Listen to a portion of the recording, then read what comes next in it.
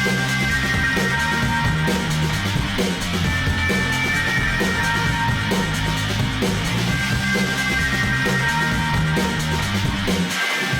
Acapulco, Mexico, this is Anarchast. Hey everybody, welcome to another edition of Anarchast, your home for anarchy on the internet. I have multiple returning guests coming back on, and again, after he's gotten out of a cage. Happens almost, I don't know how many times I've actually interviewed you, Adam, where you've just gotten out of a cage again. For people who don't know, the most recent one, I actually saw this all live on Facebook. I saw that you announced that your official candidacy for presidency, or not president, really, and you're coming in there from Air Force, No Force One. I actually call it Air Force None for whatever reason. Either one probably works. And I saw you on Facebook, and you announced it, and like 20 minutes later, and you can give us the full story in a second, but 20 minutes later, I saw that you got pulled over by a road pirate, and he's trying to extort you. And I thought, oh, that must be just a coincidence. And then I kind of went off, and I had some stuff to do that day, and someone later that day said, hey, you see, Adam got kidnapped again. And I was like, oh, no, I saw it earlier. Yeah. They just extorted him. They didn't kidnap him. And then they said, no, go check his Facebook wall. He got kidnapped right after that. And I looked at it, and you got surrounded by SWAT team again, dogs. I haven't heard the full story. We're going to get into all kinds of stuff, including all your workshops at the upcoming Anarchapuulco, which one of the ones that I think is my favorite that you're going to be doing is a nonviolent communication workshop, because I think you're really amazing at that. You're also going to be doing a homesteading workshop and an activism workshop. So 3 different workshops. We'll put all the links to all that down below. But Adam, let's get into it. What happened? It sounds like you got kidnapped, and you were actually in a cage for quite a while there yet again. Well, first, I got to say about the nonviolent communication thing, I'm very flattered, and it's not something that I can say I'm any kind of expert at, but that I understand the important theory and how important it is to communicating the ideas of freedom. And I have some, famous examples, but nonviolent communication is kind of like a discipline, and it's something that we all need to be more conscientious of and incorporate into our lives, and it'll revolutionize all of our relationships. So, and I gotta say, because you guys have done an awesome job this year overselling Anarchapuulco, and I don't mean that in a bad way, I mean like selling it out at way over capacity. But I was really excited to find out that even though the main tickets are sold out, people can still come and just do the workshop. So NVC homesteading is in a workshop half day that'll give you the confidence to buy land and set off on creating your own lifestyle. And then Freedom Activist Boot Camp, I'm giving people everything I've learned over 11 years of full-time activism. So to the arrest, it's funny the way that you introduced that, you've interviewed me several times after some famous arrests. But normally, I've played some hand in those. They've been some kind of deliberate civil disobedience, or they've been expected, or they've been part of a protest where they're going to be police officers, and you go, okay, yeah, getting arrested is part of the deal. But in this case, it was because I had just announced my presidential campaign as a formally formed, officially registered committee that seems to have triggered this, and there's if you watch the video, and I was really lucky I was able to capture everything on Facebook Live, and by the way, this is in Wise County, Texas, and you know that Texas is one of the worst states in America when it comes to the drug war and the police state, and apparently the police there are used to being filmed, and when they pull people over like this, and then if they're caught doing something bad on camera, they figure out an excuse to arrest them and then erase the footage while they're in jail. In my case, I was able to get it posted on Facebook Live, and so they weren't able to do that to me. I also had a password lock on my phone, which, I think they're able to get around when they can just erase a phone entirely. And I've heard from a lot of people in Wise County who are very glad that I'm standing up to these guys, that they've had experiences even far worse than mine. In my case, I was pulled over about 5 minutes after the email from my team went out announcing our official candidacy, and I was given a warning for speeding, and most people saw, oh, Adam's being pulled over, and he's being charming, and he's evangelizing freedom, and it gave a book to the officer who pulled me over. And then I was pulled over again about 40 minutes later. Same Texas Department of Public Safety, and this is where things get really fishy. And if you watch the video, you can see that police procedure was violated in a number of ways, but most egregiously in regards to my what they call Fourth Amendment rights in America, of the right to protection against unreasonable search and seizure. And in this case, if you watch the video, you can tell that Officer Garcia, Trooper Garcia, was determined to arrest me when he pulled me over. That it wasn't, hey, you were going, and he said I was going 74 and a 65, which, you know, I could have gotten a ticket for and been sent on my way. I had all the documentation. The vehicle was entirely legal.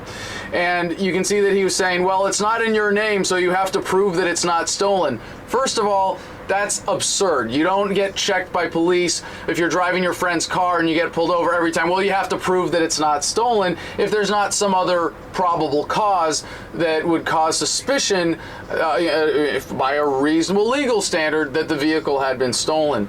And when I was able to prove, I got my friend on the phone, which is silly because it's not even like proof. It's some random voice on the phone saying, yes, my friend Adam can drive this vehicle that's registered in my name. And then they called the drug dogs on me, and or drug dog, excuse me. And one of the things that they did in violating police procedure was having me waiting on the side of the road for what is, and I didn't think this was the big deal, but in an unreasonable amount of time by their established legal standards.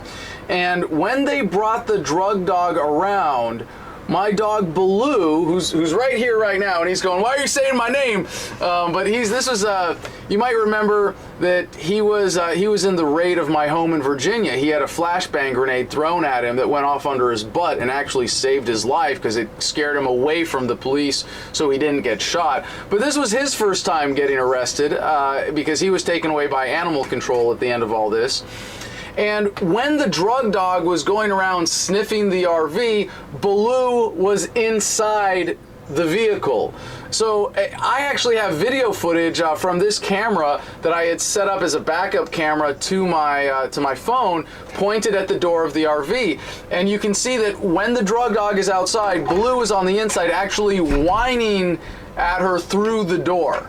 So right away, that is probable cause is totally illegitimate. So everything is going to get thrown out, and whatever they planted on me, I'm going to get back, or I'm going to get. So like if they planted, a kilo of Coke, I guess I'm going to get a free kilo of Coke out of the deal. But we'll see how that goes. I'm not keeping my fingers crossed about that.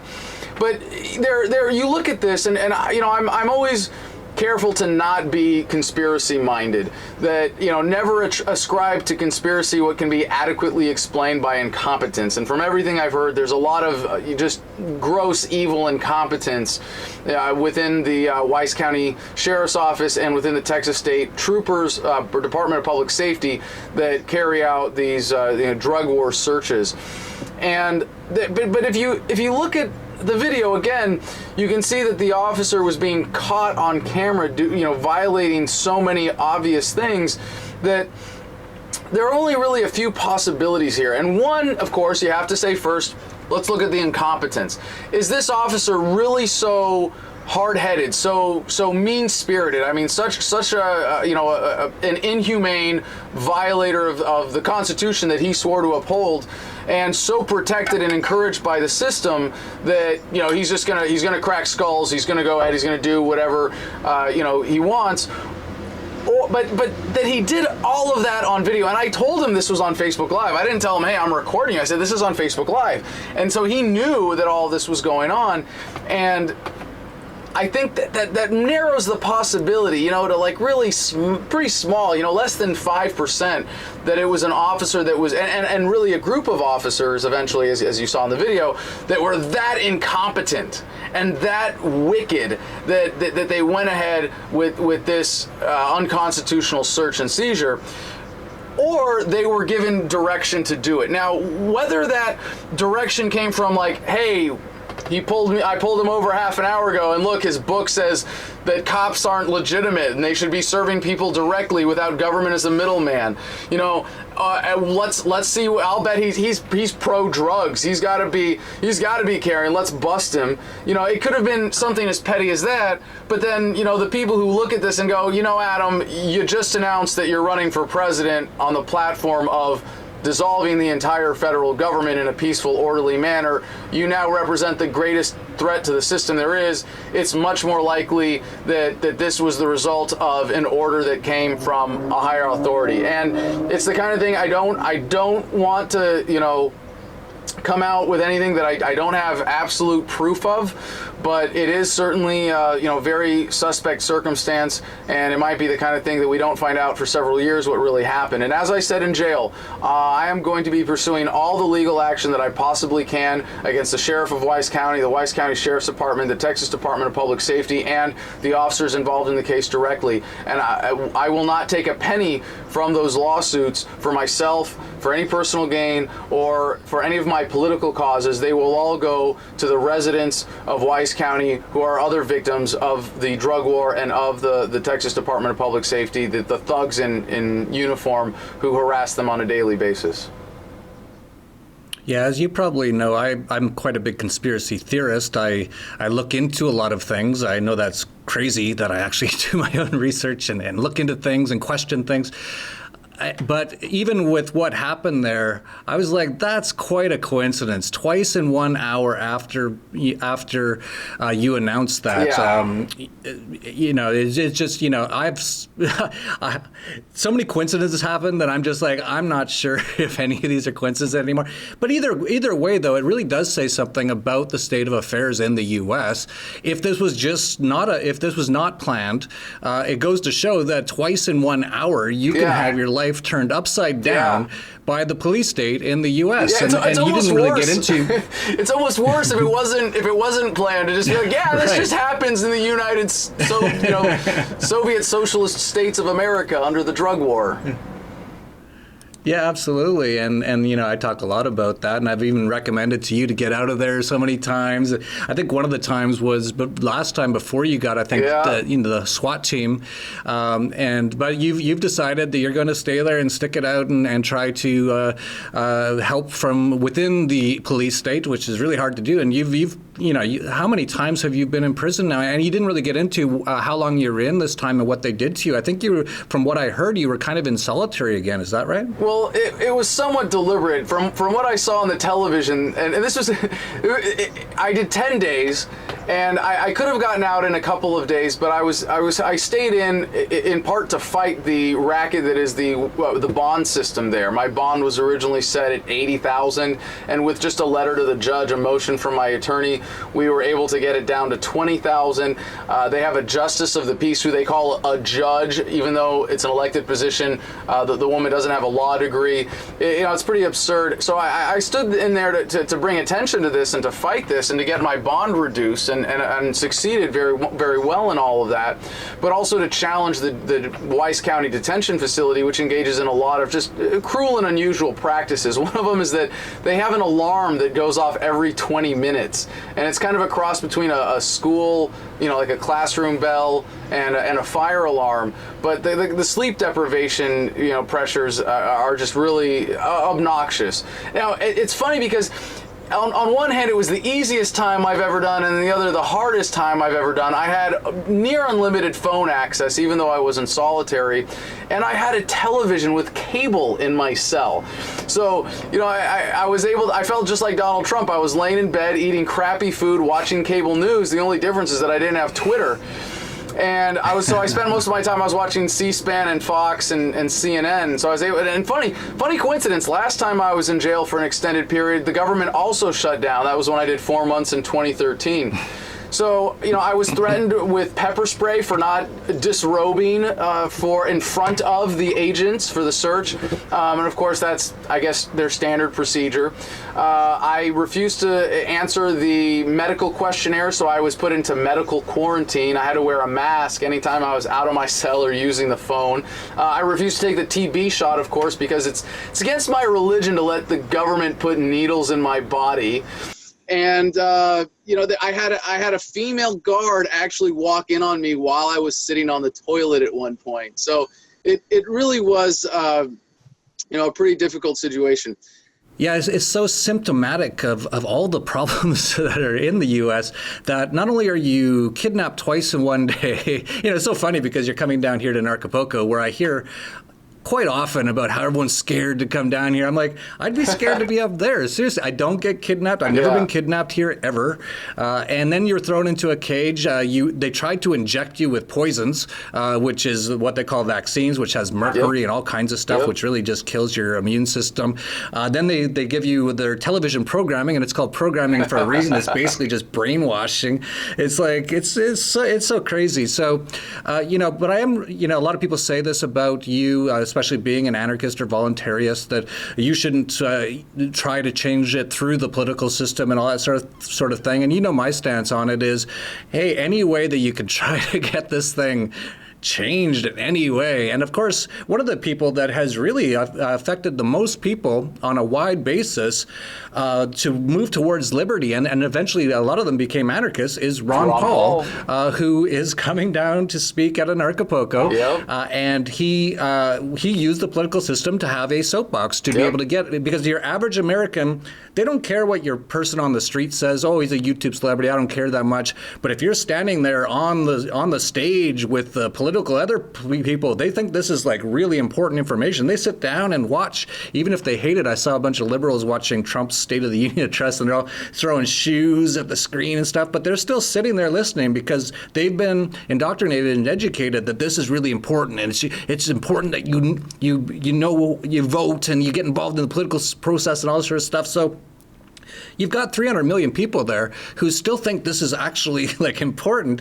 So if you can get on the television programming along with all the other, along with those criminals, and actually say something legitimate and moral and good, that's great. And so I've said in the past, and I'll say it again, I do support what you're doing. And getting to the Ron Paul thing, that's kind of interesting, is that you have been very involved in trying to, I don't know if you could say change the Libertarian Party, but you're getting very involved in being a very big part of the next Libertarian Party process. And I think that's good, because it's absolutely insane what I'm hearing about it, that Bill Weld, I'll let you talk about how crazy the whole party is, but they just canceled, they would not allow Ron Paul to speak at their convention. Of all the people in the world, to not allow Ron Paul. So I actually posted on Facebook, someone posted that. I said, I hear he's only speaking at anarchist conventions now. So maybe you can give us a little bit of background of what's going on with the Libertarian Party, your candidacy, Ron Paul, and everything else. Well, I'm glad you raised that anarchist perspective on my campaign. I'd like to address that first, if I may, as quickly as I can.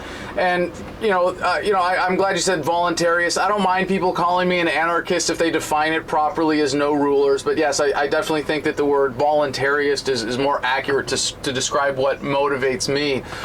And in that sense, of course, there's a huge opportunity. We've already got, largely thanks to this arrest, a huge amount of mainstream media coverage, and been able to get that message out through those channels that we would not have access to otherwise. So there's that. But I want to make it really clear, this is not an educational campaign. Yes, we know that we will get our money's worth out of it through the educational effort that will be tied into this campaign and a key component of it. But what we are doing is drawing a line in the sand. As I said, I'm running more for not president than president. That's what we said when we couldn't say I'm running for president for legal reasons before we filed the paperwork. But that what I'm doing is a legitimate free market function, going in as a bankruptcy agent on behalf of the American people to dissolve the federal government in a peaceful, orderly, responsible manner. And there are two anarchist objections to this idea. And one is that voting legitimizes the state. And you just unpack that just a little bit, and you realize it's absurd. No amount of voting will ever legitimize the state. The state is illegitimate. It is based on coercion, unethical premises. It shouldn't exist at all.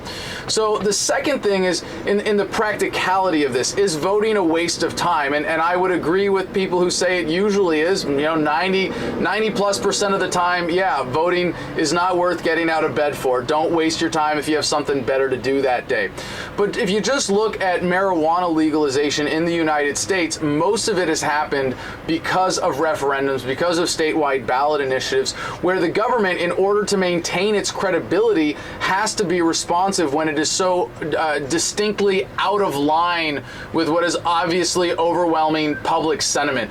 And so when you see that contrast, I think that a big part of what we're doing as political activists, as libertarians in the United States, is using the imperfect leash of democracy to drag government more in line with public opinion.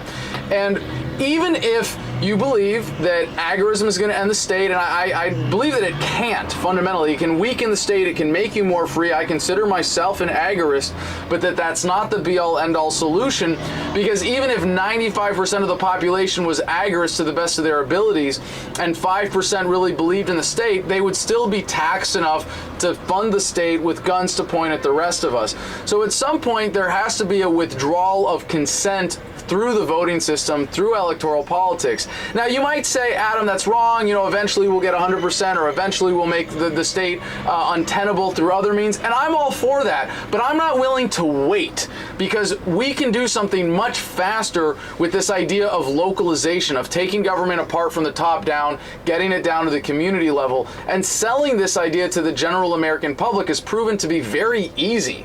That it doesn't matter if you're a liberal or a conservative, don't you want to be governed by people who are closer to you instead of in some far-off capital? Why should people in San Francisco be writing laws for people in San Antonio? And of course, we would say, why should we be writing laws for anybody? We should all adhere to the natural law. But in that sense, it's something that has mass appeal that transcends politics, transcends philosophy. And I think one thing that we have to accept as libertarians is that most human beings will never think like us. They will never care about what we care about. They will never read books about political philosophy. They will never look past the mainstream media, and that's okay. It should be incumbent upon us then to take leadership in this.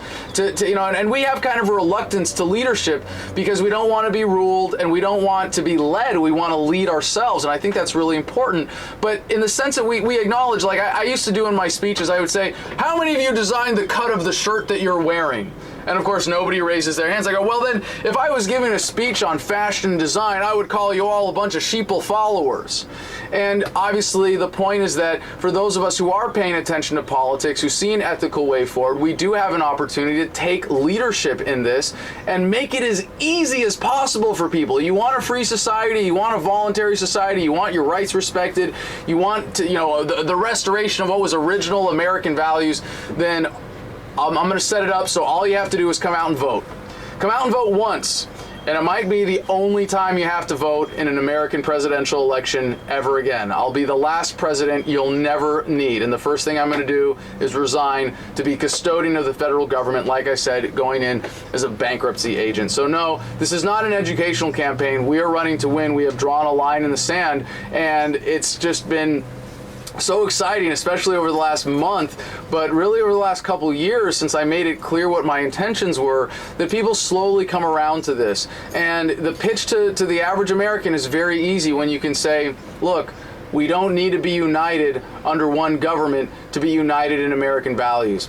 So as to the Libertarian Party, yeah, recently we've seen a lot of corruption exposed, especially around the Ron Paul fiasco, but it goes a lot deeper than that. And some people will point to people like Bill Weld and Gary Johnson and Ron Nielsen, who would say they take advantage of the Libertarian Party to suck a few $1 million out of these presidential campaigns.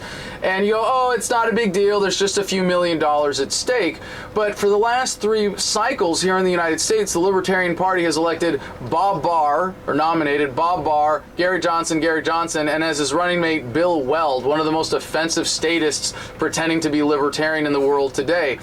And it's not that there's just millions of dollars at stake within the Libertarian Party, because we represent the greatest threat to the two-party system. When we can come out and say they're all full of crap and they should all be booted out of Washington, that's a legitimate threat to the system. That's why they keep us out of the debates. That's why they bend over backwards to rearrange state laws, to make ballot access impossible, to keep us out of the conversation. And what's really at stake here is trillions of dollars, because that's that's how much the Republicans and Democrats get to send to their corporate and bankster sponsors, every year. So when you have that kind of money at stake, it's no surprise to think that you would have COINTELPRO type operations, that you would have infiltration from people like Bill Weld. And it's not really about Bill Weld. It's not about the Libertarian Party. It's about maintaining the two-party duopoly, keeping people from challenging that system. And the Libertarian Party has lots of things to hate about it, but most of those are because people have infiltrated who are not true libertarians. And if you study COINTELPRO, and I highly recommend that everybody who considers themselves an activist in any form understand what COINTELPRO is, then you know that their objective is disruption, to render activist groups incapable of achieving their goals. And so in the case of the Libertarian Party, it doesn't really take much. And what's sad is that you see one bad person infiltrate the Libertarian Party and like Bill Weld and say something really offensive like Hillary Clinton is a great public servant. Things just offensive crap like that. And people go, oh, screw the Libertarian Party, I'm out of here. And it's like, well, you just did exactly what they wanted you to do. No, you're supposed to stand and fight. And, I totally respect people who make the individual lifestyle choice to leave the United States at this point. I think you've done a great job, Jeff, personally, of providing that exit for people who want to go galt in a more serious way and remove themselves from the system. But for me, I'm still a Marine at heart. I hate to say it, but I'm going to stand and fight. And this is the line that I've drawn in the sand. And it looks like we're going to win this fight because it's kind of like the message of freedom itself. We have a very high retention rate. Very few converts go back to statism. But I think it's the same thing with this platform. Maybe not 99%, but pretty close to it. When you present the American people with, hey, here's a credible plan to peacefully, orderly, and responsibly dissolve the entire federal government, they don't go, oh, but let's have Trump for 4 more years. No, the average American, even those who are just barely paying attention, they get it, and they can see that this is the way forward. Yeah, it's very interesting times, and things are happening so fast now. If you even look back at them like 10 years ago, where was the voluntarist movement at that moment in time? It was almost non-existent. And now look at it. Anarchapuulco sold out at 1,500 people. Not that that's a massive amount, but that's triple last year. And this is the kind of exponential growth we're seeing all over the place. And people are waking up. And the more that you have all these governments get worse and worse, which is what they're doing, it's so easy to explain to any liberal why they should want to get rid of the federal government right now. And then when the next one comes in and he replaces whoever it is, then you go to the other side and say, why don't we just get rid of this federal government? Yeah. And they actually have access to the information now, too. It's not like before the internet where all they had was CNN. They actually get real access to information. And now we're seeing all kinds of voluntarist, agorist, anarcho-capitalist sort of inventions or technologies coming out, like cryptocurrencies, which is starting to take away the power from the central banks, which is really the real true power of the government, creating new systems to make the old systems obsolete. Yes. And as you pointed out, your average person will never, even if we get to anarchy, to freedom, to really hardly any government or no government whatsoever, your average person won't even know why it happened, how it happened, or even might not even realize it happened. Yes, and if I may, that to me is why localization is so important for us to embrace as a strategy, as a tactic in this. Because if we want to argue philosophy, we're never going to win. We're not going to win by talking about things that people don't care about. But when you say, look, these are my principles, and my principles have shown me a way to create practical policy that immediately improves everyone's lives, that's what gets their attention. And so with localization, this is where now you're really gonna want to call me a statist here, because I wrote a section in my book about patriotism, that it's a corrupt concept. I did a video called "Patriotism is for Bitches."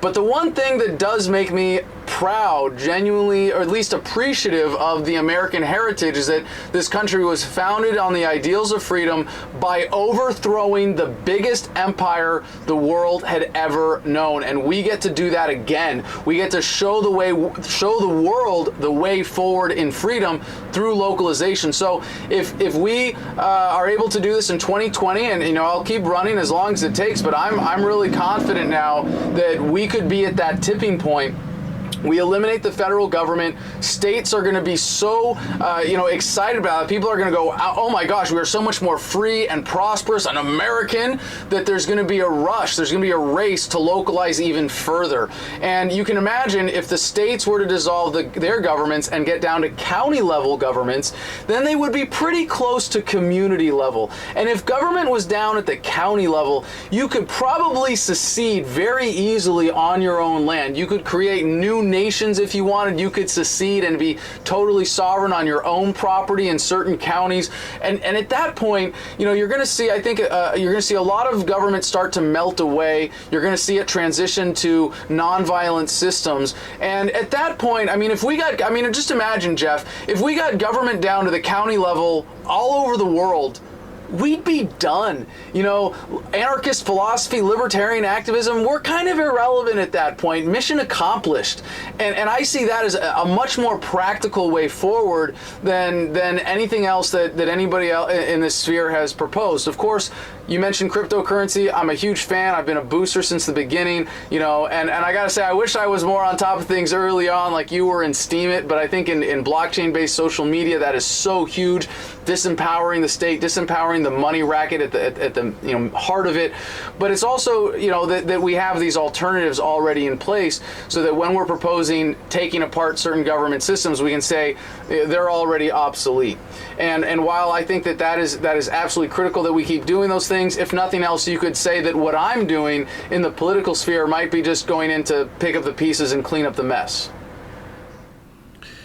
Yeah, I'm really excited about the next few years. I think there's so much going on, so much change. If you even just think a year ago, Bitcoin was $1,000. Like 4 years ago, it was like $100.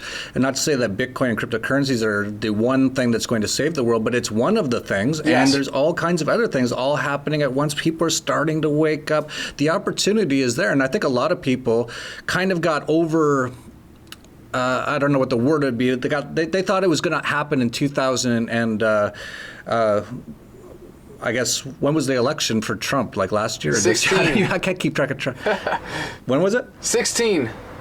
Oh, 16. Yeah, man, time flies. I was just like, has it been 2 years already? Not even. I guess it's not quite, but yeah, a lot of people thought, and they got all excited, this is the Libertarian Party's chance to really change things. Yeah. And they had Gary Johnson, who's just looking like a clown constantly. You got to wonder, I know a lot of people say he's a good guy and all this, but like, you got to wonder if he isn't sort of kind of planted there to make it all look stupid. But even if not, it doesn't matter that much. And then they put in Bill Weld, who like before the election, he's like, vote for Hillary. It's like the whole thing was just a mess. And so the one thing that I kind of like, and this is one thing that I always rally upon here at Anarchast, is to change the world, you have to change yourself. And also to change the world, you have to take action. You can't just sit there and hope it's going to change and read your Rothbard books and your Mises books. You have to get out of your house and go do something. And that's one thing that I really respect about what you've been doing for, I think, at least the last year now, is you've literally been on the road constantly speaking in every city and town. It seemed like almost every day. And you are really rallying this in order, if I understand it correctly, to get enough Libertarian Party, whatever you call them. I don't know how the whole thing works. It's the delegates. And if I may, about Gary Johnson, since you mentioned him, I used to defend him to the hilt and say, he's a good man, he's an honest man, his tenure as governor proves it. But from what I'm hearing now, and since when I was in jail, I was told about by my campaign manager, who you'll meet at Anarchapuulco, a wonderful woman, Angela Fisher Owens, about the Bill Weld attempt to soft launch his campaign with a documentary produced by a pedophile, multiple convicted, just real heinous serial abuser. And, it was a pathetic poaching on the Sundance Film Festival who had to send them a cease and desist against using their brand because they were at Sundance, but not part of the film festival. They were like at a theater in the same town. And it's turned into kind of a Me Too moment for the Libertarian Party, where there have been a number of bullies and real corrupt people in the leadership of the LNC. And the Libertarian Party is ridiculously easy to take over. All you have to do to be a national delegate is show up to your state convention, raise your hand, and then show up to the national convention. In some places, you can even phone it in. So we're encouraging people. This is why I've been traveling so much all over the country, even hosting a lot of small events with supporters, because we just need to get, it's a total of 1,051 delegates at the national convention in 2018. We're going to make this shift in the platform to localization, make it about unity, bringing together left, right, and center against the common enemy of big centralized government, while at the same time now it seems we have to be cleaning out a lot of the corrupt leadership in the LNC, which is very unfortunate. Yeah, all that fun political stuff that you get to do. But, to finish my thought, you're actually trying to make this really happen, and you're actually going out there and doing it, which is something that you haven't seen a lot of people do. I can't remember anyone who's really been doing what you've been doing. And again, it comes down to, and this I say it all the time, you got to take action. We're only here for whatever period of time. We might come back over and over. I don't know how the whole game works, but, to sit in your house and not take action is, especially if you're a man, I don't want to make this into a sexist thing, but really men that's what men do. We take action. And not to say that women can't. Women can, of course, but if you're a man out there and you're just sitting in your basement and you're angry about the system and you're reading books, get out of your house and start doing something. Start putting yourself into the world. And so the fact that you're doing this, I think, is great. And I see no reason why you won't succeed in at least winning the Libertarian Party candidacy, because you're up against a bunch of people who aren't doing a lot, or a bunch of weirdos like, I don't know if Johnson's running again or Weld's running again, but like, people have to be figuring this out by now. And so you should have the support. So I could see you definitely winning the Libertarian Party. And then with your skills as a speaker, and that's another thing I also like about you, is you're very well presented. You can speak very well, as probably after doing thousands of speeches. That if you do get the opportunity to be on some media, you're going to be going pretty viral by the time the next election comes around. Of course, the next election or selection, whatever you want to call it, is going to be hotly contested again, because Trump, that was so terrible. He did exactly what Barack Obama did and Bill Clinton, and nothing actually has changed, but people have, they're all brainwashed and they believe in this left-right paradigm. So the next election is going to be very hotly contested. If there's a third sort of person in the mix and he's speaking very well and he can say some of these things, I could see it really catching on. And so it's very exciting times, and you're coming down to Anarchapuulco. And of course, the whole sort of thing about Anarchapuulco is getting all these sort of people all together once a year and having that hub, and all, there's Jedlik, president of Liberland, which is going quite well, actually. Roger Ver said he's buying his own island and turning it into his own country.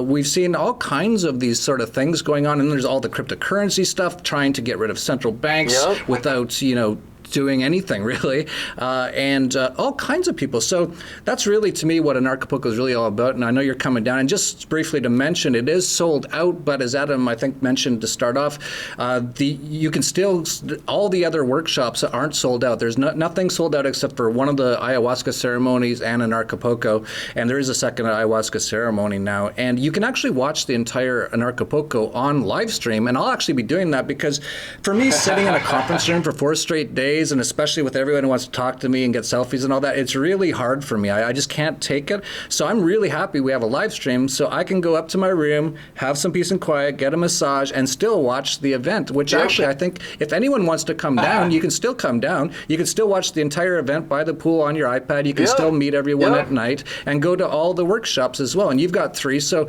maybe just mention briefly about all 3 of your workshops, and especially the dates, because I don't even know what dates they are. Yeah, that's the Monday and Tuesday following the conference. So come hang out with us on the beach watching the live stream, and then hang out with me Monday and Tuesday. It'll be homesteading in the morning on Monday, then NBC in the afternoon, and then the Freedom Activist Boot Camp on Tuesday, where I'm going to be covering everything from media production to civil disobedience to working out in jail, and everything that I've learned over 11 years of full-time activism. But I want to say one other thing, is that I kind of gave up my main speaking slot at Anarchapuulco in order to share it with with Cynthia McKinney. And so for people who don't know, Cynthia McKinney is a real hero of mine. She was a congresswoman from Georgia for 6 terms, was one of the leading critics, the leading critic really in Congress of the Bush administration. There's video the day before 9/11, she was grilling Donald Rumsfeld about the $3 trillion missing that of course got forgotten about after 9/11. And she was always there grilling, Rumsfeld, Wolfowitz, Cheney, all those evil people in the Bush administration. And as a result, she got sort of gerrymandered and crossover vote manipulation victimized out of her seat. The Republicans encouraged Republican voters to go and vote in the Democratic primary in Georgia for the moderate to get her out.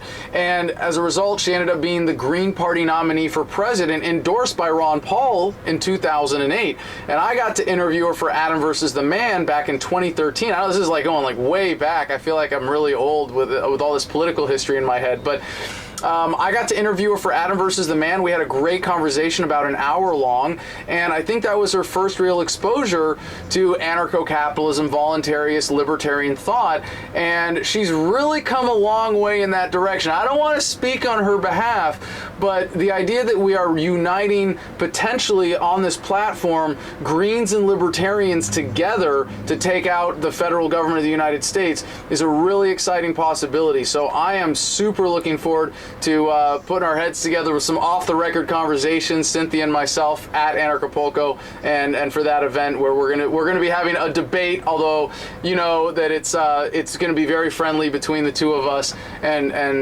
we're gonna be, if anything, debating how we take apart the federal government, not whether or not we should.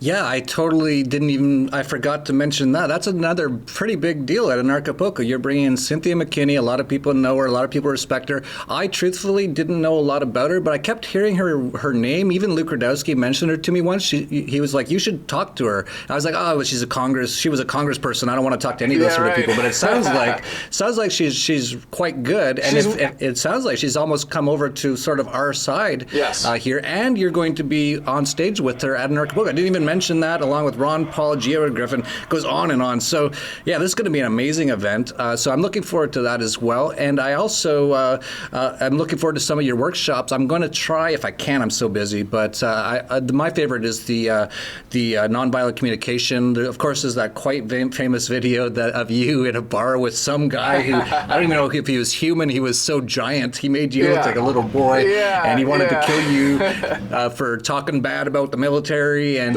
by the end of it, you're like hugging them and stuff, using nonviolent communication. So I think there's so many things like that at Anarchapuulco. For example, before Anarchapuulco, Larkin Rose is doing Candles in the Dark. That's teaching people how to talk to brainwashed people. That's really what it is, because they literally are brainwashed. They've been in the system since the beginning. They don't know anything else. See, as you pointed out earlier, you can't talk philosophy with them. You can't even talk rational and logical stuff because they're brainwashed. It's like talking to someone in the I'm just pick one, the Jehovah's Witnesses. If they come to your door and you're trying to convince them to leave the Jehovah's Witness, you're going to have to know some things to kind of, because they're kind of like already in that thing. Like they believe 100% in it.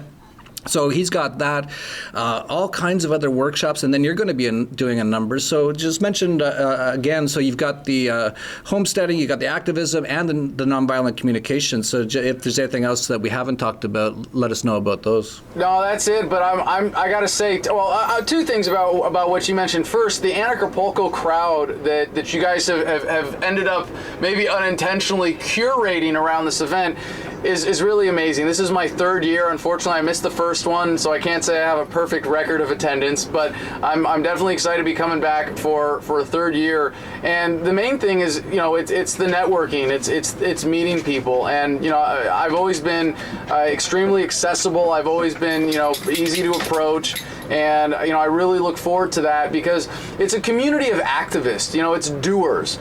But the other thing that you mentioned about, the masculinity thing, it is something we kind of shy away from in this movement, trying to be politically correct sometimes, shying away from gender issues. But I do want to speak to that a little bit because I think you made a very valid point that there are a lot of men in this movement who haven't really, stepped up into their masculinity in regards to fighting the state, in regards to standing up for their values.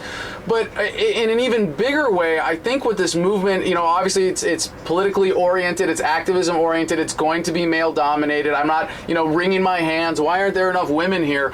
But I think the more we get in touch with the core philosophical values, we look at anarchism as, it's about peace, and it's about love, and it's about harmony. And you look at statism, and it's about violence and control and domination. And you go, well, gee, which one do you associate with masculine and feminine? And I think at its core, this message is much more in line with feminine nature. Now, we need warriors. We need that masculine energy, whether it comes from men and women. We need that leadership. We need that strong confrontation. We need to be able to stand up and fight.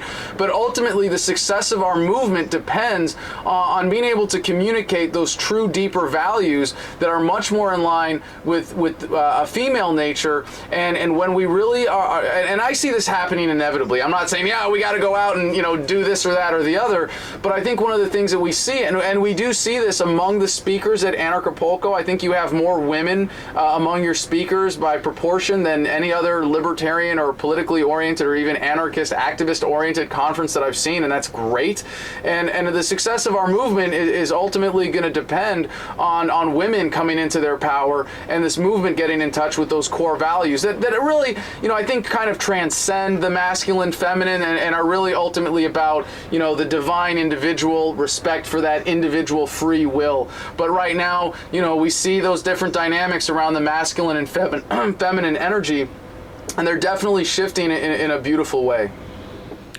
Yeah, absolutely. And I think you'll be kind of surprised at this year's Anarchapuulco because it seems like that sort of feminine energy is really gravitating this year. Of course, before Anarchapuulco, we've got the health and wellness 3 days sort of a retreat, which includes all kinds of things, including Kambo and ayahuasca and DMT, but also includes things like yoga and meditation and vegan cooking and tantra and stuff like that. And there's like a woman's sort of circle. I think we're really seeing that sort of happening now. So it's all kind of coalescing all at once. It's all quite beautiful, and none of it's really planned. So it's really great. And I do agree with you that this message really should ring true with a lot more women, and it is. If you've been in Anarchapuulco before, we definitely have as more women in general than your average libertarian convention. I think you're going to see that even more this year, and you're going to see them really taking,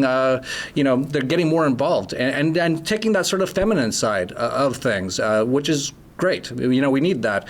More of the love, the peace, the nurturing, all that kind of stuff. And I mean, of course, there's also some, female warriors, of course. I don't know Cynthia McKinney in person, but she sounds like she's not your typical stay-at-home, look after the kids sort of person. Oh, no. She's out there doing stuff.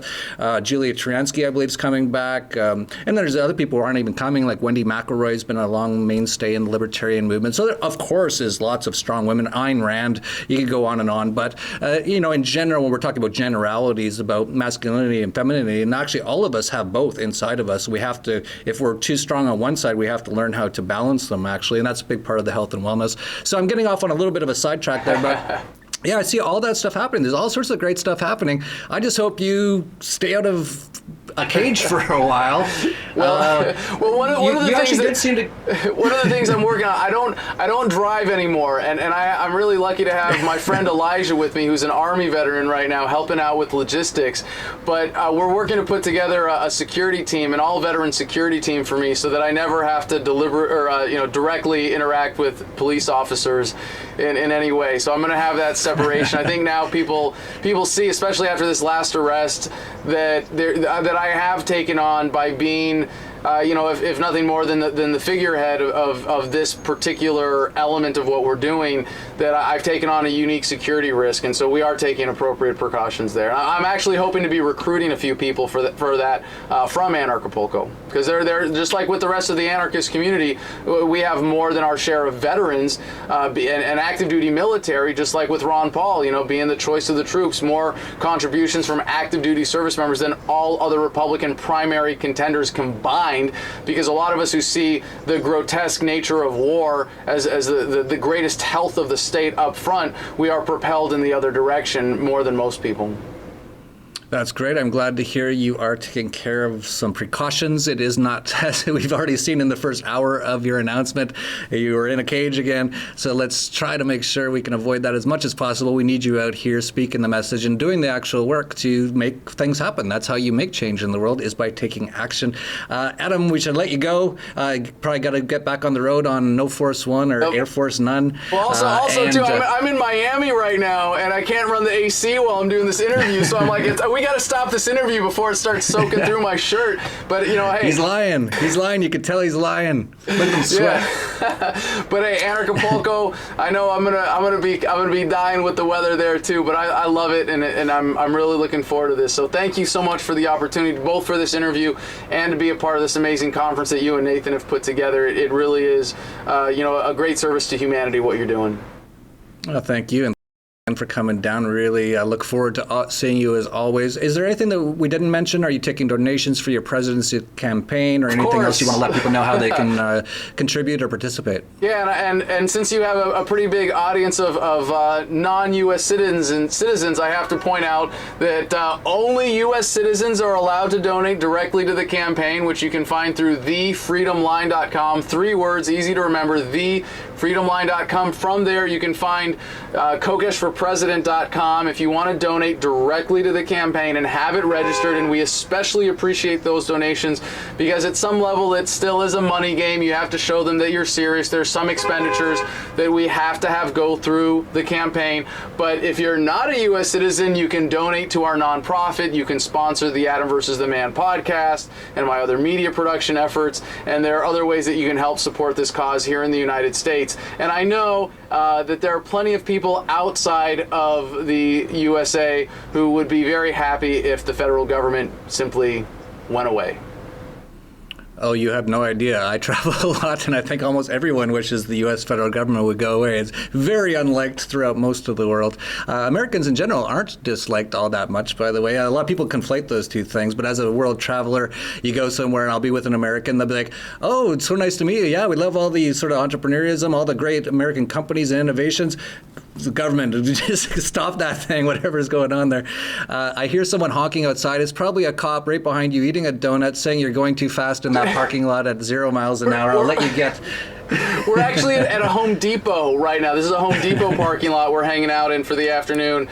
And this morning, there was a cop outside from the North Miami Police Department. And I called in and said, hey, can you tell me the name and badge number of the officer and car number 8363? And 5 minutes later, they were gone. So... That's proactive, being proactive in the police state up there. I think that's around where they film Cops. I don't know if they still do that TV show or not, but maybe you'll be bad boys on the next big bust of catching someone with some plants somewhere. So I'll let you go, and we'll see you down here in about less than a week. Man, time flies. Great to talk to you. We'll put all the links to everything all down below, all the stuff that Adam talked about, and we'll see many of you here at Anarchapuulco. If you can't make it, or if you can make it but you didn't get a ticket, as I mentioned, you can watch it all live at anarchapuulco.com/livestream. And if you do get it, make sure you do not miss the opening. We've got a very special opening that I think a lot of people won't believe. So that's it for Anarchast, your home for anarchy on the internet. Peace, love, and anarchy. Anarchapuulco 2018 has sold out, but you're not going to miss out. Why not join us in Acapulco, Mexico for our Anarchapuulco pool party? We'd love to see you. You'll get to enjoy the sun, concerts, parties, workshops, and more before and after the conference. And then you'll watch the conference on the HD live stream by the pool. This is your chance to hang with a crowd of other like-minded anarchists and libertarians looking for information and a good time, and learn from the top liberty minds in the world while doing it. Visit anarchapuulco.com/pool party for more details.